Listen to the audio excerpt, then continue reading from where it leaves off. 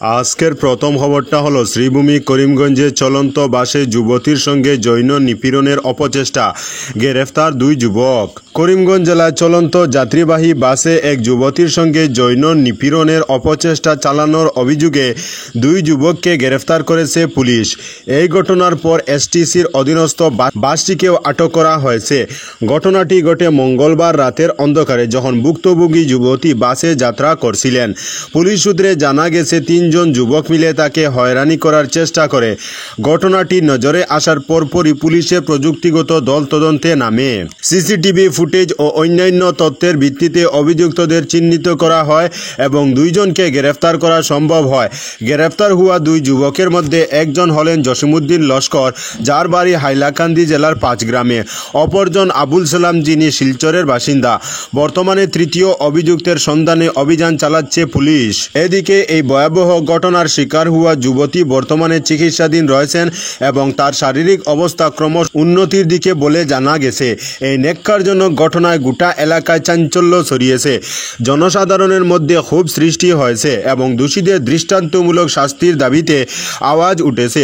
প্রশাসন আশ্বাস দিয়েছে অপরাধীদের বিরুদ্ধে কঠোর ব্যবস্থা নেওয়া হবে এবং মহিলাদের সুরক্ষার বিষয়টি আরও জোরদার করা হবে।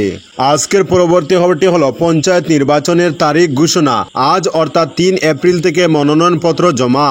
ঘোষণা হলো পঞ্চায়েত নির্বাচনের তারিখ। রাজ্য নির্বাচন কমিশন তারিখ ঘোষণা করেছেন। বুধবার অসমের নির্বাচন কমিশনার আলোক সাংবাদিক সম্মেলন করে নির্বাচনের দিন ঘোষণা করেন। 2টি পর্যায়ে ভোট গ্রহণ হবে। 2 ও 7 মে রাজ্য পঞ্চায়েত নির্বাচন অনুষ্ঠিত হবে। 3 এপ্রিল থেকে মনোনয়নপত্র জমা দেওয়া যাবে। পরীক্ষা হবে 11 এপ্রিল, গণনা হবে 11 মে। নির্বাচনে ইভিএম ব্যবহার করা হবে না। ব্যালট পেপারে এই নির্বাচন অনুষ্ঠিত হবে। ভোটিং পার্সেন্ট অনলাইনে জানা যাবে। ব্যালট বক্স কোথায় যাবে সবকিছু জানা যাবে অনলাইন ব্যবস্থার মাধ্যমে। প্রথম পর্যায়ে ভোট হবে কাছাড়, হাইলাকান্দি, করিমগঞ্জ, তিনসুকিয়া, ডিব্রুগড়, চরাইদেউ, শিবসাগর, মাজুলি, যোরহাট, গোলাঘাট, ধেমাজি, লক্ষ্মীমপুর, বিশ্বনাথ ও শোনিতপুরে। দ্বিতীয় পর্যায়ে ভোট হবে ধুবড়ী, দক্ষিণ সালমারা, মানকাচর, গোয়ালপাড়া, বঙ্গাইগাঁও, বরপেটা, বজালি, নলবাড়ী, কামরূপ মেট্রো, পূজাই, নোয়াগাঁও, মরিগাঁও ও দরঙ্গে। আজকের পরবর্তী খবরটি হলো দলাইয়ে বিধ্বংসী অগ্নিকাণ্ড, পুড়ে ছাই বসতঘর। বুধবার সন্ধ্যা রাতে এক বিধ্বংসী অগ্নিকাণ্ডে সম্পূর্ণ ভস্মীভূত হয়ে গেল একটি নবনির্মিত বাড়ি। ঘটনাটি ঘটেছে দলাই থানা এলাকার ইসলামাবাদ গ্রামের পশ্চিম ইসলামাবাদে। আগুনে হতদরিদ্র রহিমউদ্দিনের টিন ও বাঁশ দিয়ে নির্মিত ঘরটি পুড়ে ছাই হয়ে যাওয়া খোলা আকাশের নিচে এসে দাঁড়িয়েছে পরিবারটি। স্থানীয় সূত্রে জানা গেছে সন্ধ্যা আনুমানিক 7:30 নাগাদ রহিমউদ্দিনের বাড়িতে কোনোভাবে আগুন লাগে। মুহূর্তের মধ্যে আগুনের লেলেহান শিখা পুরো ঘর গ্রাস করে ফেলে। গ্রামের ভিতরের দিকে এবং সড়ক থেকে বেশ দূরে হওয়ায় খবর পেয়েও ফায়ার সার্ভিসের ইঞ্জিন ঘটনাস্থলে পৌঁছাতে পারেনি। এছাড়াও আশেপাশে জলের কোনো উৎস না থাকায় আগুন নেভানোর কোনো উপায় ছিল না। অগ্নিকাণ্ডের খবর পেয়ে ছুটে আসা শত শত গ্রামবাসী অসহায়ভাবে চোখের সামনে বাড়িটি পুড়ে যেতে দেখে। জানা যায় মূলত দক্ষিণ দলাইয়ের সপ্তগ্রামের বাসিন্দা হতদরিদ্র রহিমউদ্দিন স্ত্রী মজমুন্নাহার বেগম এবং 2 সন্তানকে নিয়ে হাওয়াইতাং গ্রামের একটি ভাড়া বাড়িতে থাকতেন।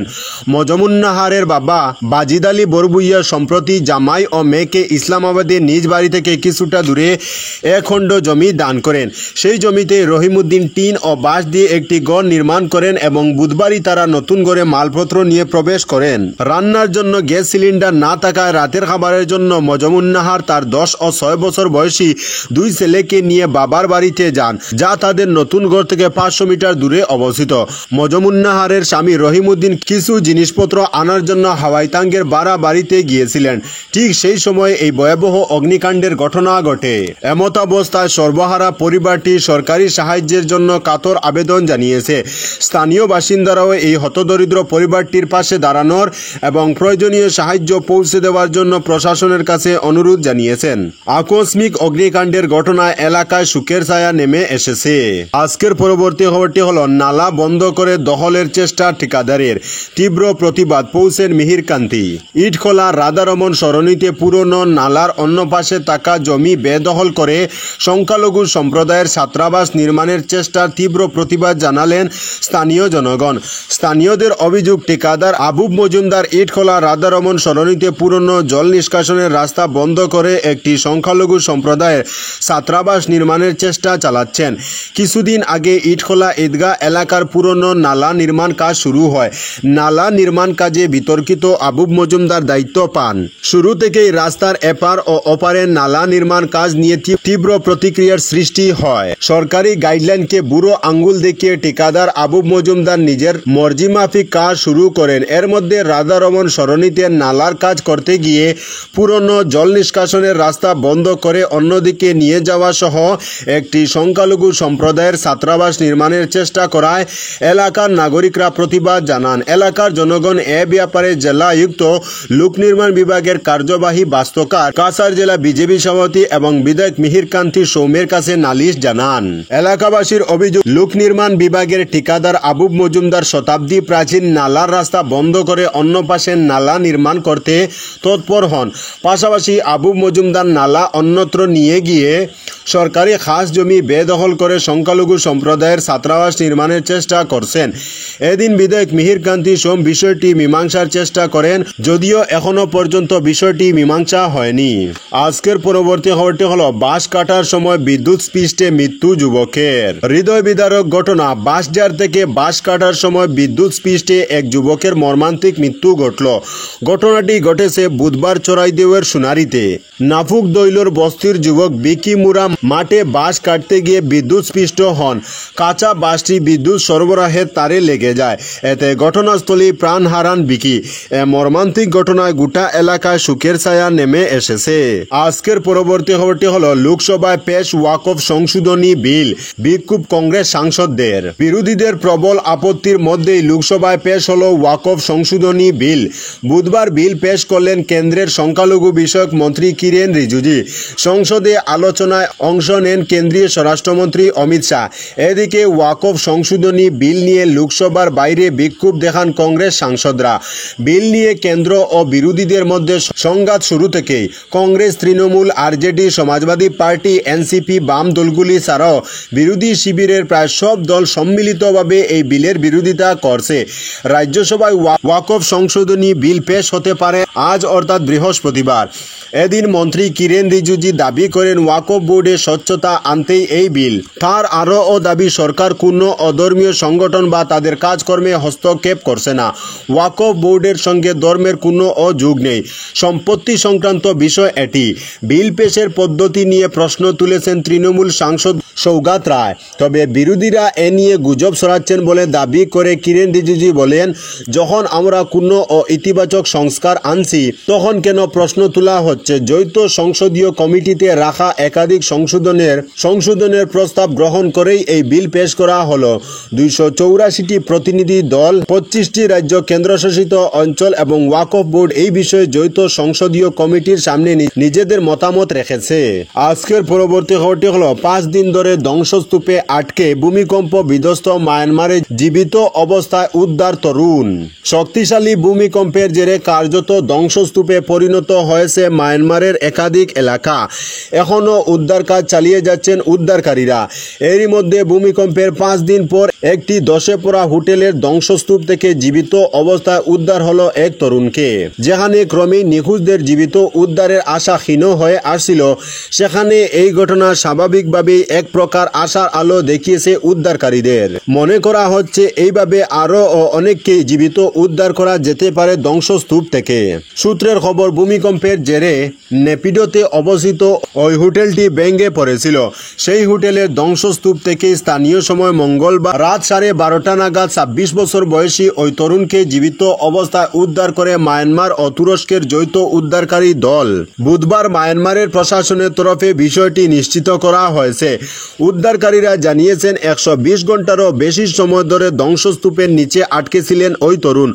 অবশেষে কঠিন অভিযান চালিয়ে ধ্বংসস্তূপের মাঝেই একটি গর্তের থেকে জীবিত অবস্থায় ওই তরুণকে টেনে বের করেন উদ্ধারকারীরা।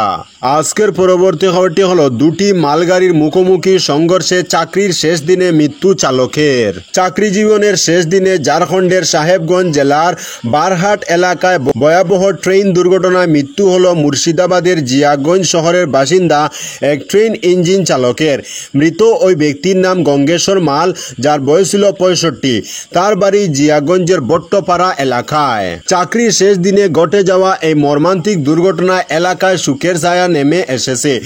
ইতিমধ্যে মৃত ব্যক্তির দেহ আনার জন্য ঝাড়খণ্ডের উদ্দেশ্যে রওনা হন গঙ্গেশ্বর মালের পরিবারের সদস্যরা। সূত্রের খবর, মঙ্গলবার ভোর 3:30 নাগাদ গুড্ডা জেলা লালমাটি এলাকা থেকে একটি কয়লা বোঝাই ট্রেন ফারাক্কা এনটিপিসির উদ্দেশ্যে আসছিল। ঝাড়খণ্ডের বারহাট এলাকায় লুপ লাইনে দাঁড়িয়ে থাকা একটি খালি মালগাড়ির ইঞ্জিনের সঙ্গে মুখোমুখি সংঘর্ষ হয় ওই মালগাড়িটির। দুটি ইঞ্জিনের সংঘর্ষে পুড়ে মৃত্যু হয় খালি ইঞ্জিনের ড্রাইভার অম্বুজ মাহাতো এবং গঙ্গেশ্বর মালের। আহত হয়েছেন কমপক্ষে 6 জন। আজকের পরবর্তী খবরটি হলো সাইকেলে চড়ে এভারেস্ট বেস ক্যাম্পে। সমুদ্রপৃষ্ঠ থেকে 5364 মিটার বা 17,598 ফুট উচ্চতা তুষারাবৃত একটি বেস ক্যাম্প। আরও ভালোভাবে বললে এভারেস্ট বেস ক্যাম্প। এখান থেকেই শুরু হয় এভারেস্ট ক্লাইম্বিং।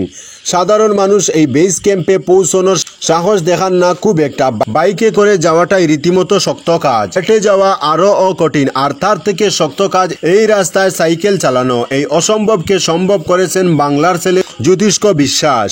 আজকের পরবর্তী খবরটি হলো বাসের সঙ্গে দুটি মাইক্রোবাসের মুখোমুখি, নিহত 10 জন। এক মর্মান্তিক সড়ক দুর্ঘটনায় 10 জন নিহত হয়েছেন এবং আরও 6 জন আহত হয়েছেন।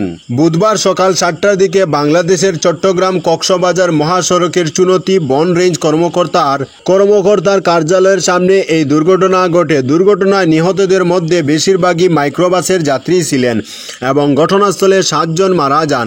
পরে হাসপাতালে আরও 3 জন মারা যান। দুর্ঘটনাটি ঘটেছিল যখন চট্টগ্রামগামী একটি বাসের সঙ্গে কক্সবাজারমুখী দুটি মাইক্রোবাসের মুখোমুখি সংঘর্ষ হয়। প্রথমে একটি মাইক্রোবাস বাসের সঙ্গে সংঘর্ষে পড়ে, এরপর পেছনে থাকা আরেকটি মাইক্রোবাস এসে ওই মাইক্রোবাসে ধাক্কা দেয়। এতে মাইক্রোবাসের যাত্রীরা ঘটনাস্থলেই নিহত হন। তাদের মধ্যে গাড়ি চালকও ছিলেন। এই ঘটনায় চট্টগ্রাম কক্সবাজার মহাসড়কে 1 ঘন্টার জন্য যান চলাচল বন্ধ হয়ে যায়। তবে লোহাগাড়া ফায়ার সার্ভিস এবং থানা পুলিশ দ্রুত পৌঁছে যান চলাচল স্বাভাবিক করে। তো বন্ধুরা, আজকের জন্য এতটুকু। পরবর্তী কোনো নতুন ভিডিওতে দেখা হবে, তখন অবধি ধন্যবাদ।